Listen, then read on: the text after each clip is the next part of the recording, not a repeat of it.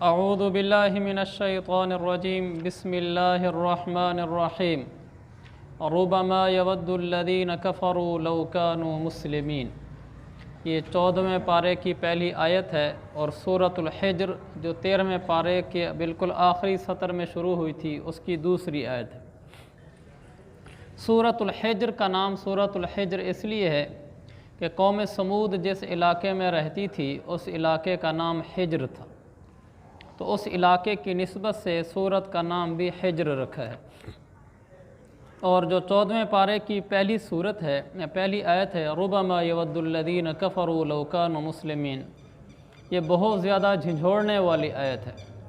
اس کا ترجمہ یہ ہے کہ ایک وقت آئے گا جب یہ کافر لوگ بڑی تمنا کریں گے کہ کاش وہ کلمہ پڑھ لیتے۔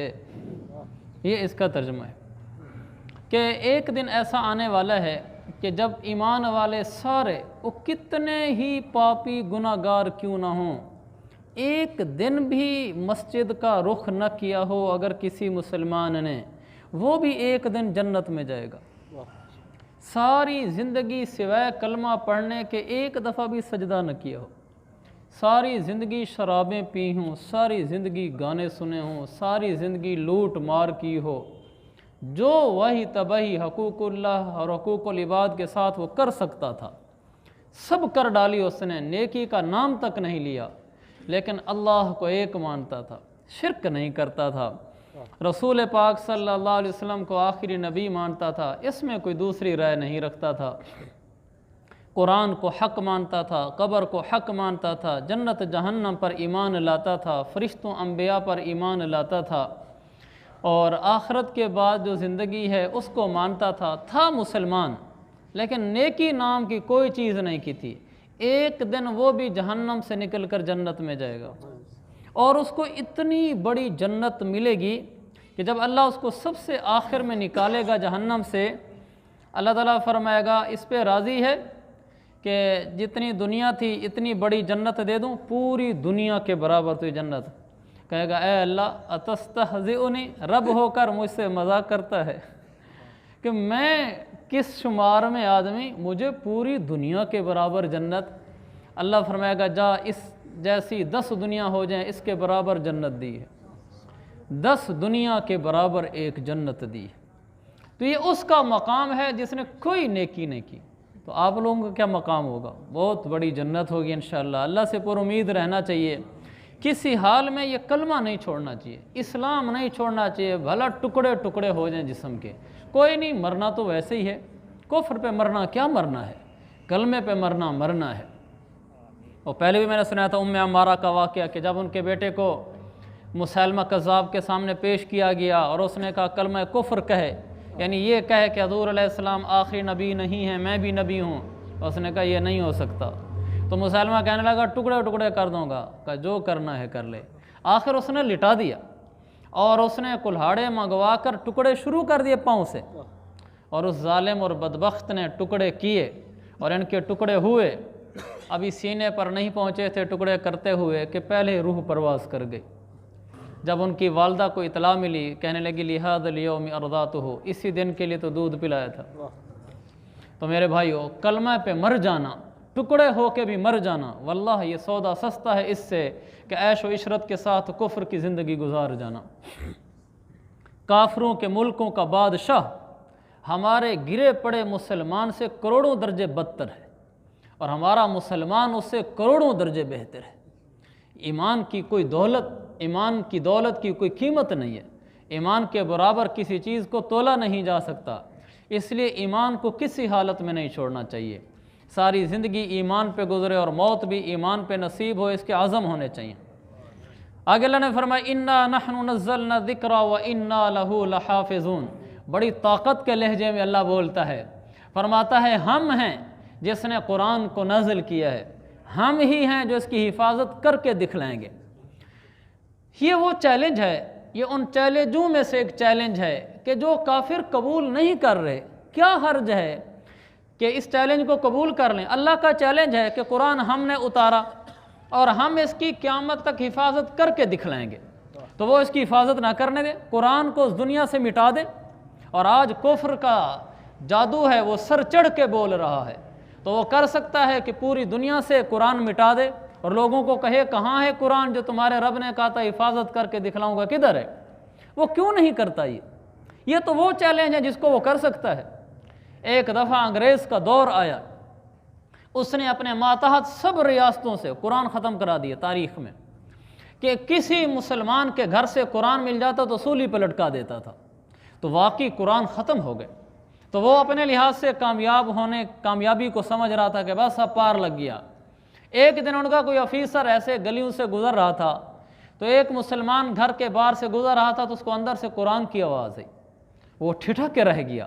اس نے کہا ہم نے تو قرآن نکال دیے تھے مسلمانوں سے، یہ کہاں سے قرآن آیا؟ وہ آیا بعد میں کسی سادے لباس میں، اور اس نے دروازہ بجایا، باہر بچہ نکلا، اور اس بچے سے پوچھا کہ بیٹا ادھر ابھی کوئی قرآن پڑھ رہا تھا، وہ کون تھا؟ بچے کو کیا سمجھ یہ آفیسر ہے، کون ہے، کس لیے پوچھ رہا ہے؟ اس نے بتا دیا کہ میں پڑھ رہا تھا۔ کہا وہ قرآن لے کر آؤ جہاں سے تو پڑھ رہا تھا۔ اس نے کہا نہیں، قرآن تو ہمارے گھر میں نہیں ہے۔ کہا پھر کیسے پڑھ رہا ہے؟ کہا میرے والد صاحب مجھے پڑھاتے ہیں۔ کہنے لگا والد صاحب کو بلاؤ۔ تو والد صاحب آ گئے، تو اس نے بتایا کہ میں آفیسر ہوں، قرآن باہر نکال کے لو۔ کہنے لگا واللہ ہمارے گھر میں قرآن نہیں ہے۔ کہا اگر پکڑا گیا تو سولی پہ لٹکا دیں گے۔ کہا سولی پہ لٹکا دینا، ہمارے گھر قرآن نہیں ہے۔ اس نے کہا پھر کیسے پڑھ رہے تھے؟ کہا میں نے اپنے ابا سے پڑھا تھا، میرے ابا نے اپنے ابا سے پڑھا تھا، میں اپنے بچے کو پڑھا رہا ہوں، میرا بچہ اپنے بچے کو پڑھائے گا، یہ ایسے چلے گا۔ اس نے جا کر کہہ دیا کہ ان کے قرآن اٹھوانے بند کر دو، یہاں سے قرآن ختم نہیں ہو سکتا۔ کتنے قرآن اٹھاؤ گے؟ یہاں سینوں میں قرآن رہتا ہے۔ اسی لیے اللہ نے فرمایا ہم نے اس قرآن کو اتارا ہے، ہم اس کے محافظ اور حفاظت کر کے دکھلائیں گے، اور آج تک حفاظت ہو رہی ہے۔ حفاظت لفظوں کی بھی ہو رہی ہے، معنی مطلب کی بھی ہو رہی ہے، ترجمہ تشریح کی بھی ہو رہی ہے۔ ہر زمانے میں اللہ ایسی نسل پیدا کرتا رہا ہے، ہر زمانے میں اللہ ایسے ماں باپ پیدا کرتا رہا ہے جنہوں نے اپنے دل کے اوپر پتھر رکھ کر، زمانے کے سارے تند و تیز نقشے دیکھ کر، ان تیز ہواؤں کے باوجود اپنے بچوں کو انہوں نے مدرسوں میں داخل کرایا ہے۔ زمانے کی ایک بڑی تعداد تھی جو کہتے رہے بچوں کو مولوی نہ بناؤ، ملا نہ بناؤ، مسجد مدرسے میں داخل نہ کرو، کھائیں گے کہاں سے، زندگی کیسے گزاریں گے۔ ہر زمانے میں رہے، آج بھی ہیں، لیکن انہی زمانوں میں اللہ ایسی ماں بھی پیدا کرتا رہا، ایسے باپ بھی پیدا کرتا رہا جن کے دلوں کے ارمان یہ تھے کہ ہم اپنے بچوں کو مسجد مدرسے میں داخل کریں گے، روزی روٹی اللہ دے گا۔ یہ ان کے دلوں کو کس نے مضبوط کیا؟ ان کے دلوں کو کس نے اتنا طاقتور بنایا؟ بہت سارے کیا، اکثر اپنے بچوں کو حافظ عالم بنانے والے وہ ہوتے ہیں جو خود بھی غریب ہوتے ہیں۔ یہ عجب بات ہے ویسے، جو خود مالدار ہوتے ہیں، جن کے پاس پیچھے نسلوں کے لیے کھانے کا وافر نظام ہوتا ہے، وہ عموماً ڈر رہے ہوتے ہیں کہ میرے بچوں کا کیا بنے گا، وہ داخل نہیں کرواتے۔ اور جو خود بھی غریب ہوتے ہیں، قاری صاحب ہیں، مولوی صاحب ہیں، امام صاحب ہیں، خطیب صاحب ہیں، خود بھی غریب ہوتے ہیں، وہی اپنے بچوں کو لے کر مسجد مدرسے میں داخل کرا رہے ہوتے ہیں، حالانکہ وہ تو دیکھ چکے ہوتے ہیں کہ اس لائن میں کوئی بڑا مال نہیں ہے، تو وہ کہتے چلو یار میں تو پھنس گیا، میرے بچے تو نہ پھنسیں۔ وہ ان کو یہاں سے نکالتا، لیکن وہ بچوں کو ترغیبیں دے کر مسجدیں بھیج رہا ہوتا ہے، مدرسوں میں بھیج رہا ہوتا ہے۔ یہ اس کے دل کی دنیا کو آباد کس نے کیا ہے؟ یہ اس کے دل پر اطمینان کس نے نازل کیا ہے؟ سکینہ کس نے اتاری ہے؟ اللہ نے ہر زمانے میں ایسے لوگ پیدا کیے کہ جنہوں نے ہر زمانے کے ہر قسمی حالات کے باوجود اپنے آپ کو اس پر تیار کیا، ہم اپنے بچوں کو مسجد مدرسے والا بنائیں گے، یہ چٹائیوں پہ بیٹھ کر اور پانی میں تیرتی ہوئی دال والے سالن کھا کر یہ قرآن یاد کریں گے، قرآن پڑھیں گے، قرآن سمجھیں گے، قرآن سمجھائیں گے۔ ان جذبات والے لوگوں کو اللہ نے پیدا کر کے قرآن کو محفوظ رکھا، اور آج تک محفوظ ہے۔ ہم نے جن سے پڑھا، وہ قاری صاحب تھے، مسجدوں کی چٹائیوں پر بیٹھتے تھے۔ ہم سے جو بچے لڑکے پڑھ رہے ہیں، وہ آگے چل رہا ہے سلسلہ، وہ آگے چل رہا ہے، ہر زمانے میں ایسا ہوتا رہے گا۔ میرے رب نے کہا ہے جتنی دنیا کی رانائیاں، رنگینیاں، پلازے، اڑانے، جہازوں کی طیران، سب کچھ کر کے دکھلا دو، لیکن میرے ایسے بندے بندیاں ہوں گی جن کے سینے ان چیزوں سے متاثر نہیں ہوں گے، وہ پھر بھی قرآن و حدیث کا رخ کریں گے اور کریں گے۔ میں ان کے دل کی دنیا کو ایسے آباد کر دوں گا کہ یہ ساری چیزوں کی چمک دمک ان کی آنکھوں کو خیرہ نہ کر سکے گی، ان کے دلوں کو مرعوب نہ کر سکے گی۔ اس ساروں منظروں کے باوجود وہ جواں دل ہوں گے، جواں ہمت ہوں گے، اعلیٰ حوصلے والے ہوں گے، قرآن و سنت کے لیے بچھ جائیں گے، مٹ جائیں گے، اور اپنی نسل کو اس پہ لگا جائیں گے جو بچھ جائے گی، مٹ جائے گی، فنا ہو جائے گی، لیکن قرآن و حدیث پہ آنچ نہیں آنے دے گی۔ اس لیے فرمایا اِنَّا نَحْنُ نَزَّلْنَا الذِّکْرَ، وَإِنَّا لَهُ لَحَافِظُونَ، قرآن ہم نے اتارا ہے، حفاظت ہم کر کے دکھلائیں گے۔ ایسے بندے بھی ہم پیدا کریں گے جو اس کے لیے سب کچھ قربان کر دیں گے۔ آج بھی ایسی بندیاں، ایسی مائیں موجود ہیں جن کا رخ یہ ہوتا ہے کہ میرا بچہ مسجد مدرسے کی طرف جائے۔ آج بھی ایسے بندے اور ایسے باپ موجود ہیں جن کا رخ یہ ہوتا ہے میرے بچے مسجد مدرسے کی طرف جائیں۔ نہیں بھیجتا تو کوئی نہ بھیجے، لیکن بڑی تعداد ایسی بھی موجود ہے، اور یہ لوگ خوش قسمت ہیں، ان کا اکرام و انعام مرتے ہی ظاہر ہونا شروع ہو جاتا ہے۔ وہ ایک واقعہ میں نے سنایا تھا، پتہ نہیں آپ کو، ڈیرہ اسماعیل خان والا، خواجہ خلیل احمد سراج صاحب رحمۃ اللہ علیہ، مولانا خلیل احمد سراج صاحب اس وقت موجود ڈیرہ اسماعیل خان کے عالم ہیں۔ میری ذاتی ان سے ملاقات ہوئی، یہ بھی لمبا واقعہ نہیں، 2-3 مہینے پہلے میری ان سے ملاقات ہوئی، واقعہ چند سال پہلے کا ہے۔ انہوں نے اپنے ساتھ پیش آمدہ واقعہ بتایا، یہ میں آپ کو اس پہ سنا رہا ہوں، جو اپنے بچوں کو مسجد مدرسے کا کر دیتے ہیں، جو اپنے بچوں کو حافظ عالم بنا دیتے ہیں، پھر اللہ ان کو ضائع نہیں کرتا، اللہ ان کو سنبھالتا ہے، اللہ ان کو اپنا بناتا ہے، اللہ ان کے خاتمے اچھے کراتا ہے، اللہ ان کو اپنی محبت کی، اپنی رضا کی، اپنی اطاعت کی، اپنی فرما برداری کی موت دیتا ہے۔ اللہ ان کے خاتمے خراب نہیں ہونے دیتا کہ انہوں نے دل کے ٹکڑے اٹھا کر مسجد مدرسے میں بٹھا دیے تو اللہ ان کے خاتمے نہیں خراب ہونے دیتا۔ تو مولانا خلیل احمد سراج صاحب کہتے ہیں کہ میں پڑھتا تھا ابا جی کے پاس، مدرسے میں کلاس لگی ہوئی تھی، میرے والد صاحب مولانا سراج صاحب ہندوستان کے دارالعلوم دیوبند کے پڑھے ہوئے عالم تھے، کا سبق پڑھا رہے تھے، اتنے میں ایک داڑھی شیو آدمی آیا، اس نے آ کر ابا جی کو سلام کیا، تو ابا جی نے اٹھ کر اس کو پروٹوکول کے ساتھ سلام کیا۔ وہ چلا گیا آدمی، تو سارے شاگرد، ہم جتنے کلاس فیلو تھے، ہم سارے حیران ہوئے کہ بندہ تو کتنا مشہور اور معروف نہیں ہے، اور ابا جی نے اتنا پروٹوکول دیا۔ باقیوں کو تو پوچھنے کی ہمت نہیں ہوئی، میرے تو والد تھے، میں نے پوچھ لیا، میں نے کہا ابا جی یہ کون آدمی تھے؟ کہنے لگے بیٹا یہ وہ آدمی ہے جس نے اپنے بیٹوں کو حافظ قرآن بنایا ہے، اللہ قیامت والے دن اس کو تاج پہنا کر عزت دے گا، میں نہ اس کو عزت دوں۔ ایک یہ جملہ کہا، اور اگلا جملہ کہا جس کے لیے میں قصہ سنا رہا ہوں، انہوں نے کہا بیٹا میرا ضمیر یہ کہتا ہے، جس آدمی نے اس زمانے میں جب ہر طرف دنیا کی رعنائیاں، رنگینیاں، چہل پہل کی دوڑ ہے، اس زمانے میں سارے بیٹوں کو حافظ بنا دیا، میرے دل کی آواز اور ضمیر کی آواز ہے کہ اللہ اس کا خاتمہ اچھا کرے گا، اللہ اس کو اچھی موت عطا فرمائے گا۔ بات آئی گئی ہوگی۔ مولانا خلیل صاحب کہتے ہیں میں عالم بن گیا، پڑھ گیا، اللہ کی طرف سے نظام چلا، میں مسجد نبوی چلا گیا، 25 سال انہوں نے وہاں پڑھایا ہے۔ کہا میں مسجد نبوی چلا گیا، میری وہاں تدریس کے لیے تعیناتی ہوگی، میں وہاں مدرس بن گیا۔ کہا ایک دن میں بیٹھا ہوا تھا کہ ایک آدمی آیا میرے پاس داڑھی کے ساتھ، سر پہ ٹوپی کے ساتھ، مجھے آ کر ملا، کہنے لگا مولانا مجھے پہچانا ہے؟ میں نے کہا نہیں۔ کہا سوچو۔ کہا میں نے جو سوچا تو پرانی ریل میرے دماغ میں گھوم گئی۔ میں نے کہا وہی تو نہیں ایک دفعہ ابا جی کی کلاس میں آئے تھے اور ابا جی نے آپ کو اٹھ کر سلام کیا تھا؟ کہنے لگا ہاں میں وہی ہوں، اس دن آپ بھی کلاس میں بیٹھے ہوئے تھے۔ انہوں نے کہا ہاں میں نے آپ کو پہچان لیا ہے۔ سلام دعا ہوئی، خیر خیریت ہوئی۔ کہنے لگا عمرے پر آیا ہوا ہوں، مجھے پتا تھا کہ آپ یہاں رہتے ہیں تو میں آپ کا پوچھ کر آیا تھا، تو آپ کو ملنے آیا تھا۔ سلام دعا ہو گئی۔ اگلے دن مولانا خلیل صاحب کہتے ہیں صبح فجر کی نماز میں، اس وقت اتنا رش بھی نہیں ہوتا تھا، کہنے لگے فجر کی نماز میں ریاض الجنہ میں فجر کی نماز پڑھ رہا تھا، جیسے ہی فجر کی نماز کا سلام پھرا تو اتنے میں ایک شرطے نے، پولیس والا نے آواز لگائی، توفی پاکستانی، توفی پاکستانی، ایک پاکستانی کا انتقال ہو گیا، پاکستانی کا انتقال ہوا ہے، نماز میں ہوا ہے، سجدے میں ہوا ہے، ریاض الجنہ میں ہوا ہے۔ یہ آواز ہوئی۔ کہا وہ پولیس والا میرے پاس آیا، کیونکہ وہ مجھے جانتا تھا، میں وہاں کا رہنے والا تھا، تو میرے پاس آیا، مجھے آ کر کہنے لگا تم پاکستانی ہو، دیکھو پاکستانی کو تم جانتے ہو؟ میں قریب جا کر گیا تو میں پہچان گیا یہ وہی شخص تھا۔ تو مجھے وہ کہنے لگا پولیس والا تم جانتے ہو؟ میں نے کہا میں جانتا ہوں۔ کہا تمہیں اس کی کوئی نیکی معلوم ہو کہ اتنی اچھی موت کیسے نصیب ہوئی؟ کہنے لگا مجھے اس کی نیکی معلوم ہے، میرے والد صاحب نے کہا تھا کہ میرا رب کے بارے میں میرا یہ گمان ہے اللہ اس کو خاتمہ بالخیر کرے گا، اس لیے کہ اس نے اپنے سارے بچوں کو حافظ بنایا ہے۔ اسی وقت پولیس والے نے ہاتھ اٹھا دیے، کہنے لگا اے اللہ میرا تجھ سے وعدہ ہے کل ہی بچوں کو سکول سے نکلوا کر مدرسے میں داخل کروں گا۔ پھر روضہ رسول کی طرح منہ کر کے کہنے لگا یا رسول اللہ گواہ بننا، میرے بچے کل سے حافظ قرآن بننے کے لیے روانہ ہو جائیں گے۔ میرے عزیز بھائیوں، اللہ نے قرآن کی حفاظت کا ذمہ لیا ہے۔ جو آدمی اس طرف اپنے بچوں کو ڈال دیتا ہے اللہ اسے ضائع نہیں کرتا، اللہ اسے ضائع نہیں کرتا، اللہ دنیا میں بھی سنبھالتا ہے، موت کے وقت بھی سنبھالتا ہے۔ جہاں تک رہا روزی کا مسئلہ، وَمَا مِن دَابَّةٍ فِي الْأَرْضِ إِلَّا عَلَى اللَّهِ رِزْقُهَا، میرے رب نے کہا جب تم ماؤں کے پیٹوں میں ہوتے ہو میں تمہاری روزی اسی وقت لکھ دیتا ہوں، اور جب تک تمہیں موت نہ آئے پوری روزی پہنچاتا ہوں۔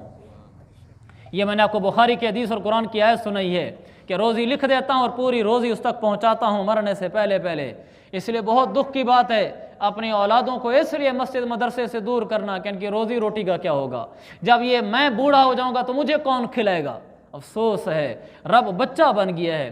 جس بچے کے بارے میں آج تو سمجھتا ہے کہ میں مر گیا تو ان کو کون کھلائے گا، آج اسی بچے کے بارے میں تو کہہ رہا ہے کل جب میں بوڑھا ہو جاؤں گا تو مجھے کون کھلائے گا۔ یہی بچہ کھلائے گا جس کو آج تو کھلاتا ہے، کل اسی سے امید رکھتا ہے کہ تجھے کھلائے گا۔ آج تیرے بچوں کو بھی رب کھلاتا ہے، کل تجھے بھی رب کھلائے گا۔ روزیاں رب دیتا ہے، اس کی طرف دوڑ لگانے سے رب روزیاں چھین نہیں لیتا بلکہ تھوڑی روزیوں میں برکتیں دیتا ہے۔ آگے ایک آیت آنے لگی ہے، وہاں بھی انشاءاللہ عرض کروں گا۔ آگے اللہ تعالیٰ نے فرمایا، آدم علیہ السلام کی اللہ نے فرمایا کہ میں نے تخلیق کی، میں نے اس میں اپنی روح ڈالی، میں نے فرشتوں سے کہا کہ سجدہ کرو، سب نے سجدہ کیا سوائے ابلیس کے۔ ابلیس کے بارے میں تحقیقی بات یہ ہے کہ یہ فرشتہ نہیں تھا بلکہ جنات میں سے تھا، لیکن چونکہ فرشتوں کے ساتھ رہتا تھا اس لیے جب اللہ نے فرشتوں کو حکم دیا کہ سجدہ کرو تو اس کو بھی ساتھ ہی حکم دے دیا، ورنہ ابلیس فرشتہ نہیں تھا۔ ابلیس وکان من الجن ففسق عن امر ربہ، قرآن ہے کہ ابلیس جنات میں سے تھا۔ آگے اللہ نے اپنی رحمت کو بتایا، نبئ عبادی انی انا الغفور الرحیم، کہ میرا حبیب لوگوں کو بتا دو میں بڑا بخشنے والا ہوں، بڑا رحم کرنے والا ہوں۔ کیسا رحم کرنے والا ہوں؟ سبقت رحمتی غضبی، اللہ تعالیٰ فرماتا ہے میری رحمت میرے غصے سے آگے بڑھی ہوئی ہے۔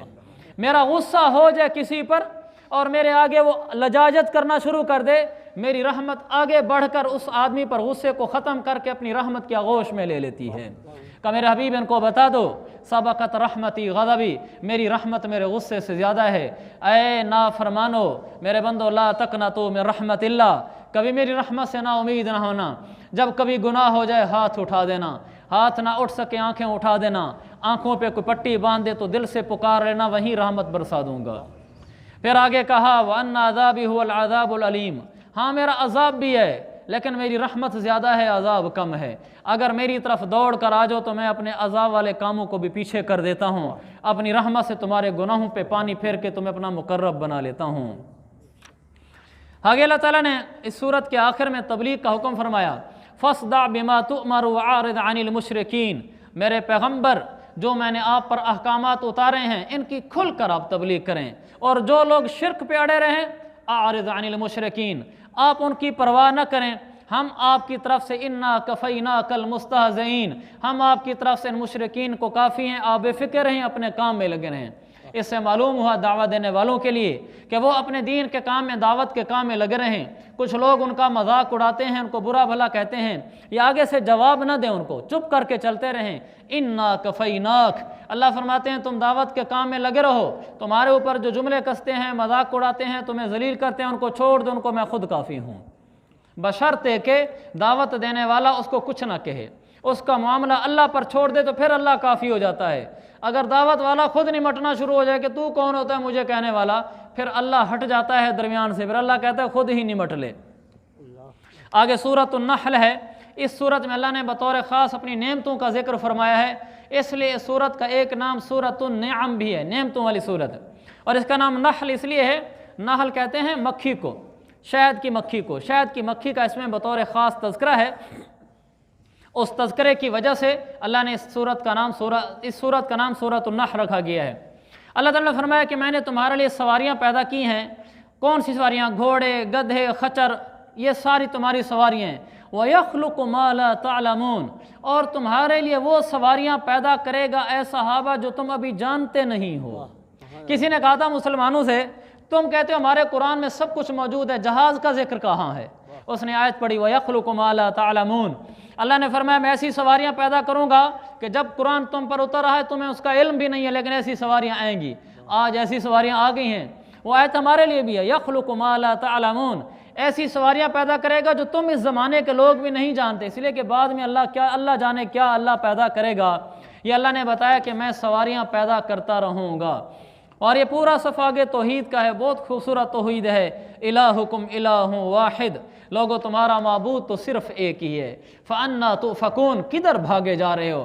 رب سے بھی منہ ہٹا کر کہیں منہ لگانا ہوتا ہے، ہمارا رخ ایک ہی رب کی طرف ہو۔ اور آگے نیکوں اور بروں کا انجام بیان کیا، فَلَبِئْسَ مَثْوَى الْمُتَكَبِّرِينَ وَلَنِعْمَ دَارُ الْمُتَّقِينَ۔ پہلی آیت میں فرمایا متکبرین کا ٹھکانہ برا ہے جہنم، دوسرا فرمایا متقین تقوی والوں کا ٹھکانہ بہت عمدہ ہے جنت۔ اس میں بڑا خوبصورت پیغام ہے۔ جہنمیوں کے لیے اللہ نے جہنمی کا لفظ استعمال نہیں کیا، یہ نہیں کہا اللہ نے فَلَبِئْسَ مَثْوَى الْمُجْرِمِينَ یا مَثْوَى الظَّالِمِينَ یا مَثْوَى أَهْلِ النَّارِ، یعنی یوں نہیں کہا کہ جہنمیوں کا ٹھکانہ کتنا برا ہے، یہ نہیں کہا۔ اللہ نے کہا تکبر والوں کا ٹھکانہ کتنا برا ہے۔ معلوم ہوا کہ تکبر اتنا بڑا گناہ ہے کہ انسان کو جہنم میں گرائے بغیر نہیں چھوڑتا۔ اس لیے اللہ نے فرمایا الکبریاء ردائی، تکبر میری چادر ہے، من نازعنی نازعتہ، جو میری چادر پہ ہاتھ ڈالے گا اسے میں خود نمٹ لوں گا۔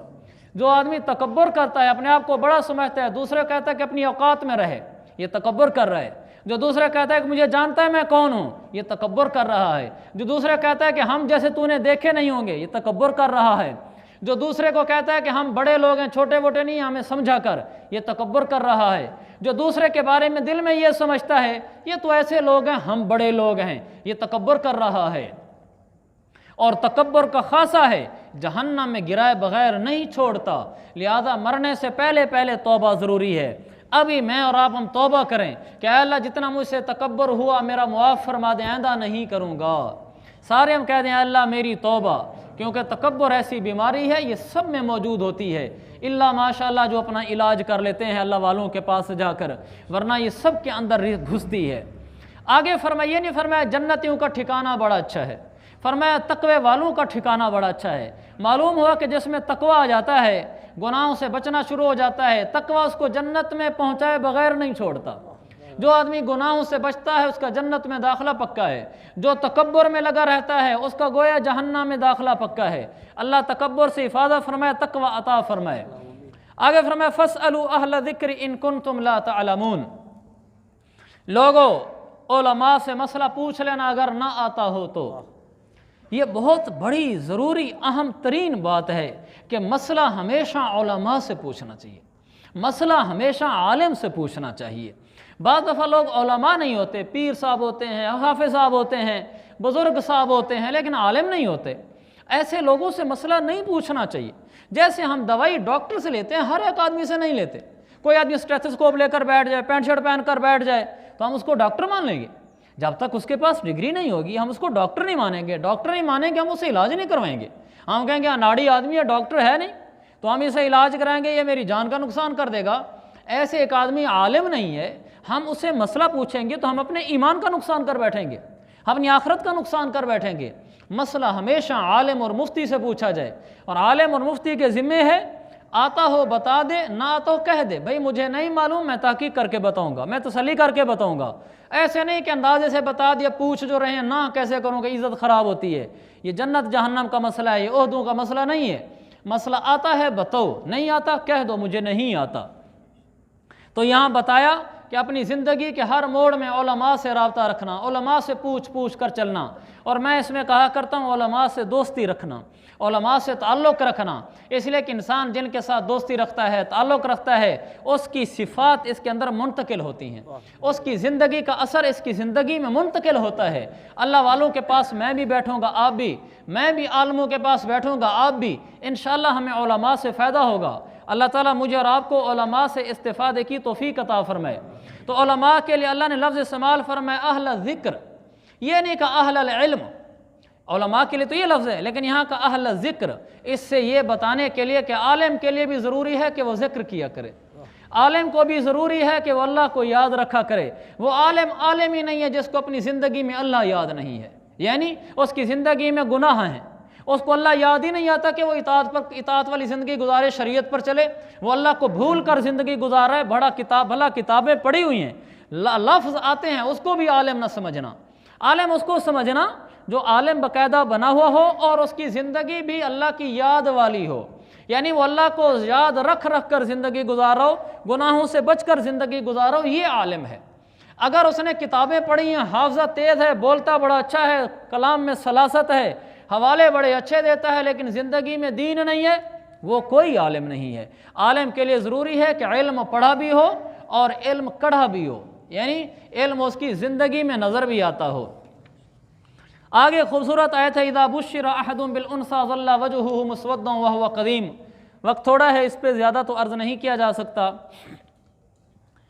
اس پہ بھی ارادہ ہے کہ ایک جمعہ میں عرض کروں۔ ہزاروں خواہشیں ایسی کہ ہر خواہش پہ دم نکلے، بہت نکلے میرے ارماں لیکن پھر بھی کم نکلے۔ میں کئی جگہ آپ کو کہہ چکا ہوں کہ اس پہ بھی انشاءاللہ جمعہ، اس پہ بھی انشاءاللہ جمعہ، زندگی رہی تو انشاءاللہ اللہ قبول فرمائے۔ یہ بھی ایک بہت بڑا عنوان ہے، جس عنوان کا مضمون یہ ہے کہ بیٹی کی پیدائش بہت بڑی نعمت ہے۔ اللہ نے یہاں فرمایا ہے جب بیٹی کی پیدائش کی خوشخبری دی جاتی ہے، ان کی حالت یہ ہے کہ ان کا چہرہ سیاہ پڑ جاتا ہے اور لوگوں سے چھپتا پھرتا ہے کہ بیٹی پیدا ہو گئی ہے۔ یہ اللہ نے کافروں کے بارے میں بتایا، اور آج مسلمان کا یہ حال ہے، بیٹی پیدا ہو جائے چہرے کا رنگ اتر جاتا ہے اور لوگوں سے چھپتا پھرتا ہے، میسیجنگ نہیں کرتا، بتاتا نہیں، مٹھائیاں نہیں کھلاتا، چھپتا ہی پھر رہا ہے۔ کوئی پوچھ لے کیا پیدا ہوا گھر میں، جی بیٹی پیدا ہوئی ہے۔ اور بیٹا پیدا ہو جائے رات کو 2 بجے میسج ہو رہے ہوتے ہیں، میرے گھر بیٹا پیدا ہوا ہے۔ ہاں دوست کہتا ہے مٹھائی، جی جہاں کہو، جو انسی چیز کہو، جب کہو۔